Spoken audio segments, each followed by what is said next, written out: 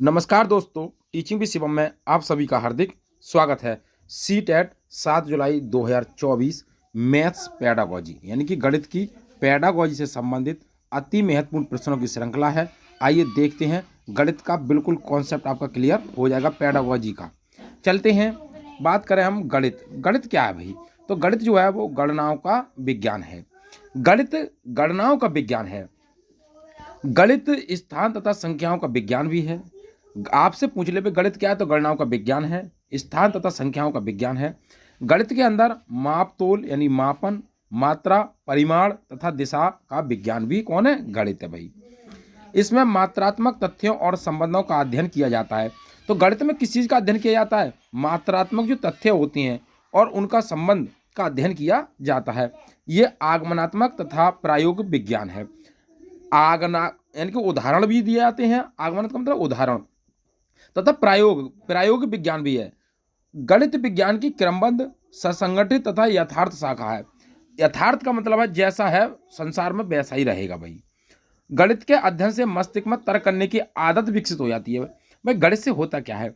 यदि गणित को आप बार बार देखेंगे तो बच्चे के अंदर, गणित को ज़्यादा रिपीट करेंगे तो बच्चे के अंदर तर्क करने की आदत जो होगी वो क्या होगी? ज़्यादा से ज़्यादा विकसित होने लगेगी।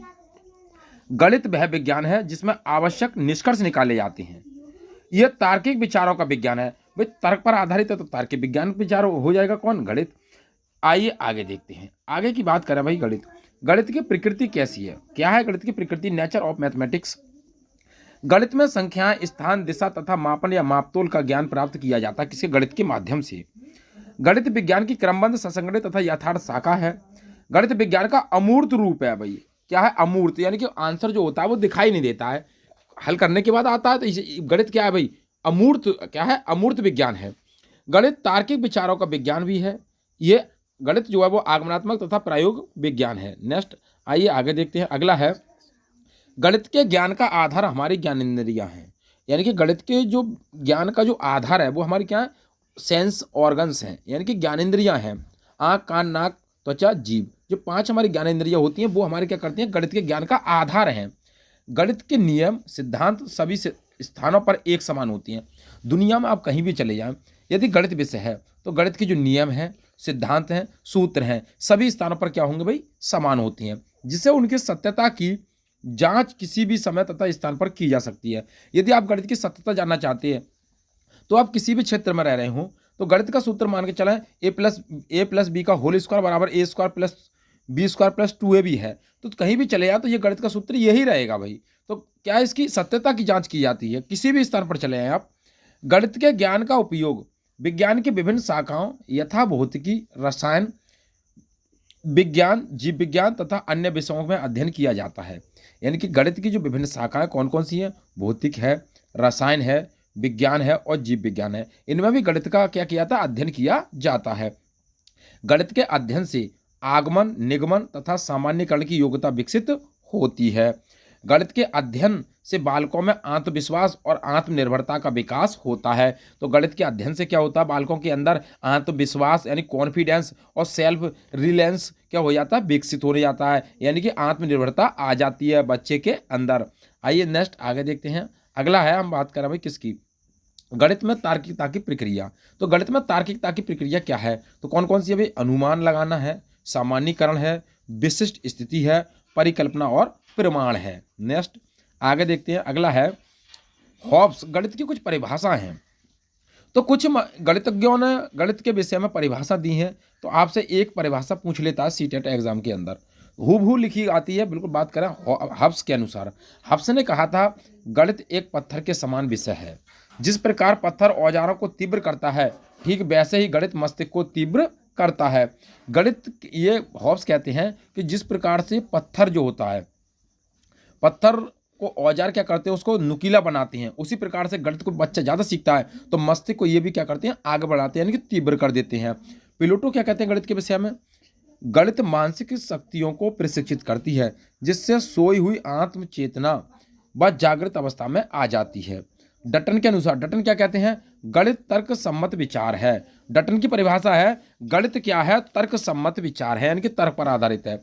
जॉन लॉक क्या कहते हैं? जॉन लॉक के अनुसार परिभाषा गणित की क्या है? गणित वो मार्ग है जो बच्चों के मन मस्तिष्क में तर्क की आदत विकसित करता है। मार्शल स्टोन के अनुसार अमूर्त व्यवस्था को मूर्त रूप देना ही क्या है भाई, गणित है। मार्शल स्टोन कहते हैं अमूर्त व्यवस्था को मूर्त रूप देना ही क्या है भाई, गणित है। गॉस के अनुसार गणित विज्ञान की रानी है। गॉस क्या कहते हैं, गणित विज्ञान की क्या है भाई, रानी है। रोजन बेकन के अनुसार, पूछी हुई परिभाषा पूछ लेता है रोजन बेकन वाली भाई, गणित सभी विज्ञानों का सिंह द्वार व कुंजी है। गणित क्या है, सभी विज्ञानों का सिंह द्वार व कुंजी कहलाता है कौन, गणित। हॉगबैन के अनुसार, हॉगबैन क्या कहते हैं, गणित सभ्यता और संस्कृति का दर्पण है। ये दोनों परिभाषा आपको याद रखनी है सीटेट एग्जाम के लिए। आइए आगे देखते हैं, अगला है निदानात्मक और उपचारात्मक शिक्षण क्या होते हैं। डायग्नोस्टिक एंड रेमेडियल टीचिंग क्या है। निदानात्मक शिक्षण, निदान का अर्थ होता है कारण जानना, यानी इसमें बच्चे की असफलता, कमियों, कठिनाइयों का पता लगाया जाता है।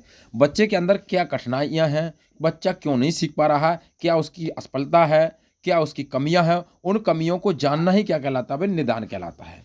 अब हम बात करें उपचारात्मक शिक्षण की। उपचारात्मक शिक्षण क्या है, बच्चों की कमियों का पता लगाने के बाद उनका समाधान करना या फिर दोबारा से शिक्षण करवाना उपचारात्मक शिक्षण कहलाता है। अब हम बात करें कैसे, जैसे बच्चे की कोई कमियां जानी आपने और उन कमियों को देख लिया कि भाई ये बच्चे के अंदर कमी आ रही है, तो ये हो गया निदान। और अब उन कमियों को ठीक करना ही क्या कहलाता है, उपचारात्मक शिक्षण कहलाता है। आइए नेक्स्ट आगे देखते हैं, अगला है अंक।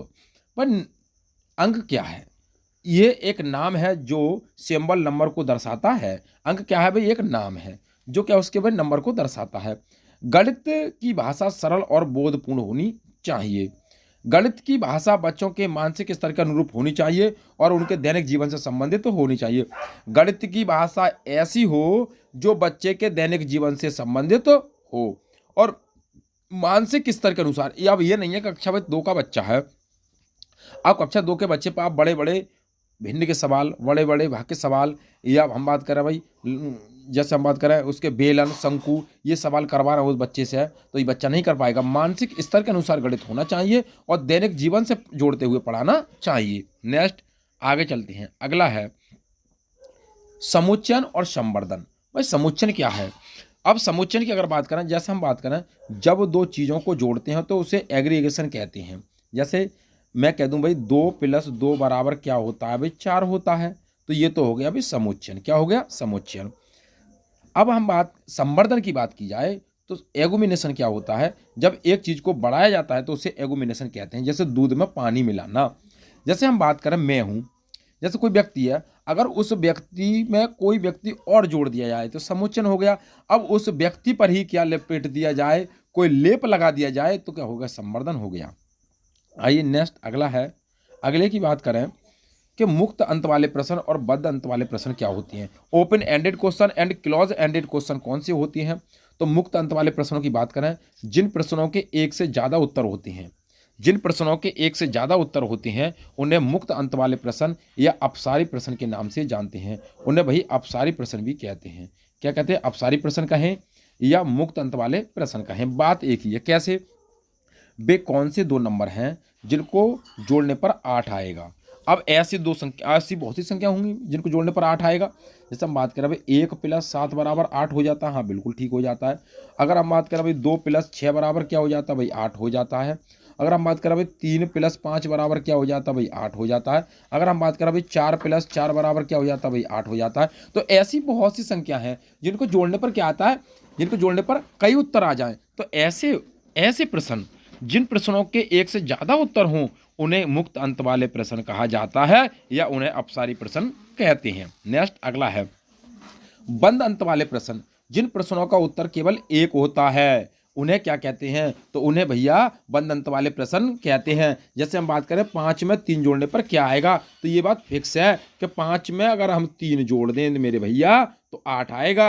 अगर मैं कह दूं भाई कि भाई 40 में क्या जोड़ दें कि भाई 50 आ जाए, तो भाई 40 में 10 ही जोड़ेगा भैया तो 50 आ जाएगा। यानी कि 40 + 10 बराबर तो क्या होगा, 40 में 10 जोड़ने पर क्या प्राप्त होगा, 50 प्राप्त होगा। तो एक ही तो उत्तर हुआ।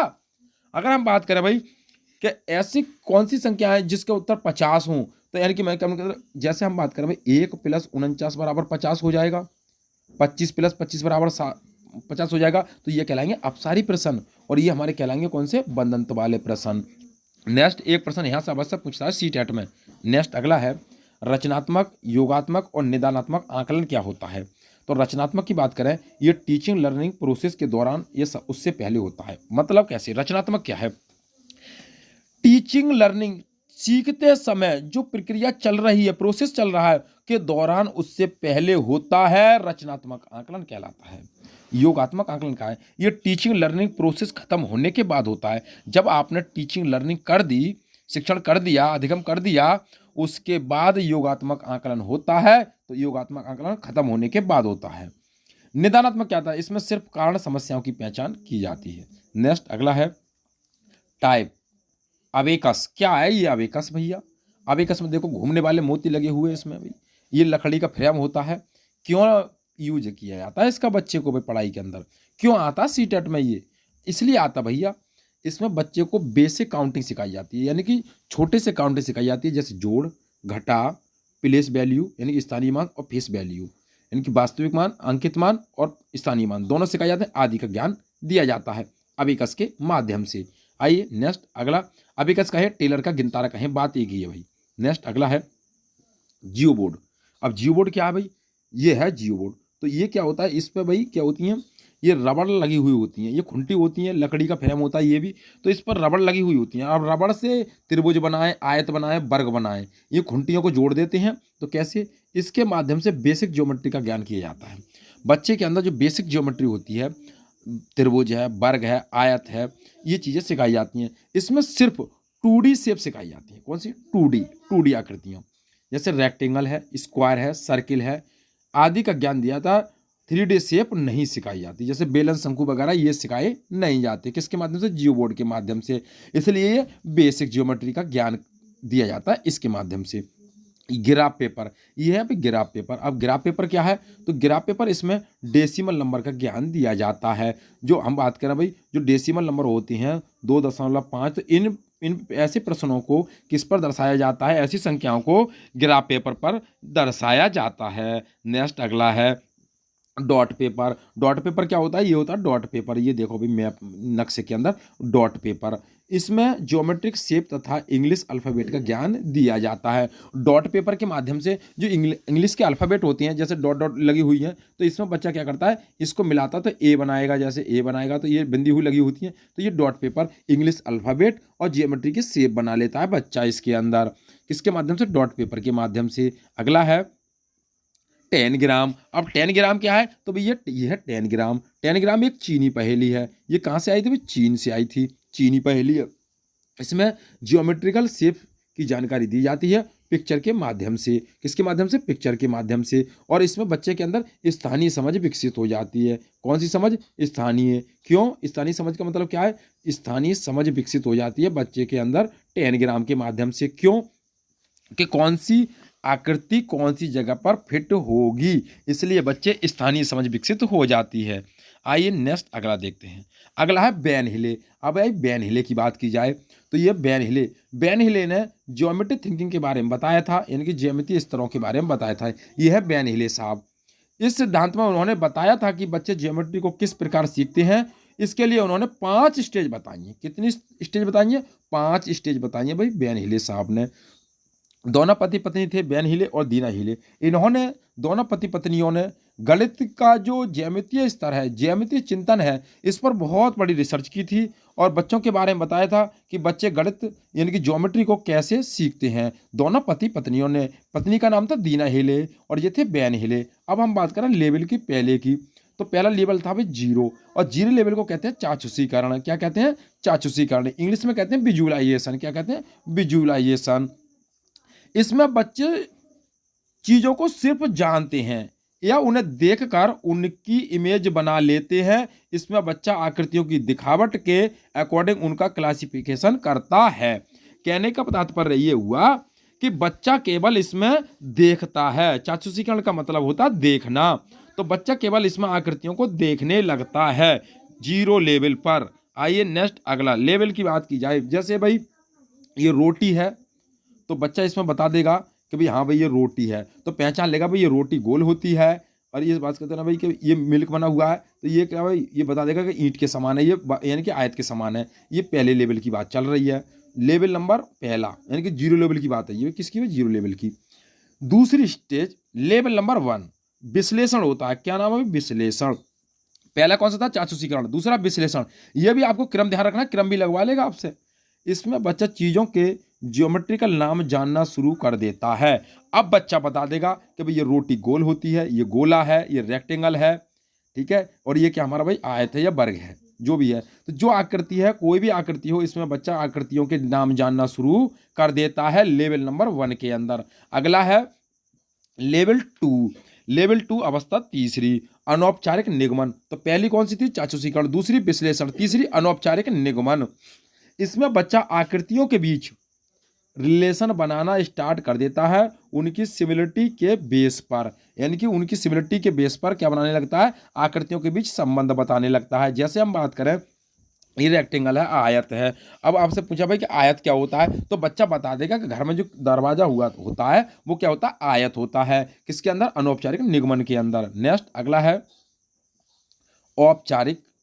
औपचारिक लेवल तीसरा, औपचारिक। इसमें बच्चा आकृतियों के शेप के फॉर्मूले ढूंढने लगता है। अब इस अवस्था में जैसे आते आते बच्चा आकृतियों के जो शेप्स के जो फॉर्मूले होते हैं, जैसे वर्ग का आयत है, वर्ग का परिमाप है, आयत का आयतन है, यानी कि आयतन की लंबाई चौड़ाई है, और इसके बारे में जानने लगता है, उसके फॉर्मूला ढूंढने लगता है औपचारिक निगमन के अंदर। तो पहला कौन सा? चाक्षुषीकरण। दूसरा विश्लेषण, अनौपचारिक और औपचारिक। पांचवी स्टेज लेवल नंबर चौथा, बात करें दृढ़ता की। दृढ़ता, इसमें बच्चा अपने ज्यामितीय चिंतन के अकॉर्डिंग खुद से चीजें बनाने लगता है। अब बच्चा इसमें खुद चिंतन करने लगता है। कौन सी अवस्था के अंदर? तो बात करें पांचवी अवस्था के अंदर, लेवल नंबर चौथे के अंदर। बच्चा खुद से अपने खुद से उनके भाई फॉर्मूले भी बना लेगा और चित्र भी बना लेता है। आइए नेक्स्ट। तो उम्मीद करता हूं दोस्तों, पहले हम बात करें कि ये आपको ये याद कैसे रहेंगी। तो इसको याद रखना है आपको भाई कैसे, जैसे हम बात करें भाई 2 और ए और बी और सी।